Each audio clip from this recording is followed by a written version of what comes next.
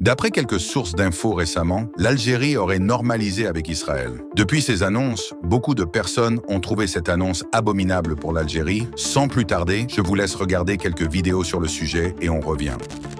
Il ne faut jamais dire jamais. L'Algérie s'apprête à normaliser ses relations avec Israël. L'Algérie qui, il y a quelques semaines, a signé un contrat militaire avec les États-Unis, eh bien la voilà aujourd'hui qui fait un pas en avant dans ce sens en s'apprêtant à normaliser ses relations avec Israël.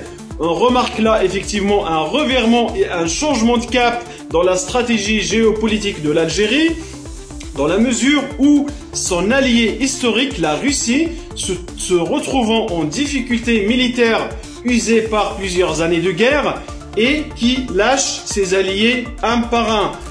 Bon, doucement, quand vous dites que l'Algérie va normaliser avec Israël, on va juste remettre 30 secondes dans cette vidéo les choses dans leur contexte. Déjà, la normalisation de l'Algérie envers Israël n'a jamais été un secret d'État. C'est sorti de la bouche du président Tebboune lui-même, où il disait que le seul problème qu'il y a avec Israël, c'est la reconnaissance d'un État palestinien. إسرائيل اللي بيننا وبينهم وعارفينها وتقالت لهم رسميا من كل الرؤساء اللي فاتوا قبلي أن المشكل اللي بيننا وبينهم هي فلسطين. كاش حاجة أخرى، ما هي لا عنصرية ولا محاربة السامية ولا كذا ولا يحزنون. احنا الدولة الفلسطينية ما نتخلاش عليها. Ce n'est pas un secret d'État. Et là, vous êtes dans le dicton qui dit « il y a de nouveau que ce qui a été oublié ». Non, moi, j'ai pas oublié. Ok? C'est sorti de la bouche du président. Et il a raison. Et en fait, son allocution, pour moi, elle est... Attention, c'est mon opinion personnelle. C'est un peu stratégique. C'est comme dire, en gros, la normalisation entre l'Algérie et Israël, c'est quand les poules auront des dents. Donc, pour moi, ça n'arrivera jamais.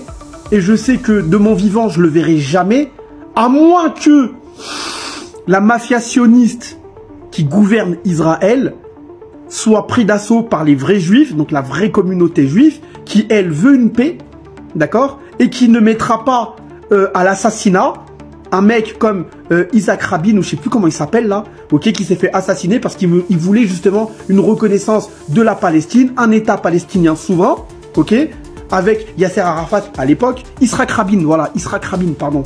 C'est lui qui me revient, c'est le nom qui vient de me revenir, ok? Et ce jour-là n'arrivera jamais. Écrivez votre avis sur le sujet dans les commentaires de la vidéo et n'hésitez pas à liker la vidéo et à vous abonner.